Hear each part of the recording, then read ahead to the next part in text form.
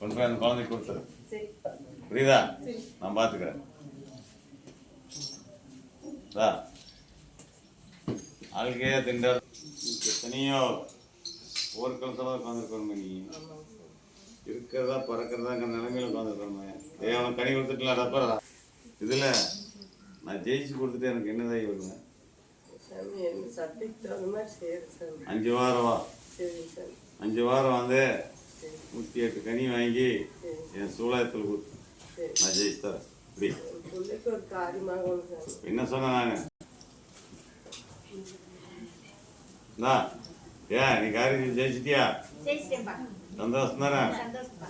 நான் வரல அப்படிங்க அடியன் சொன்னதுதான் இருந்தது. அடியன் சும்மா சொல்றதும் சரி, நான் சொல்றதும் கரெக்ட் தானே? அடியனா சொன்ன என்ற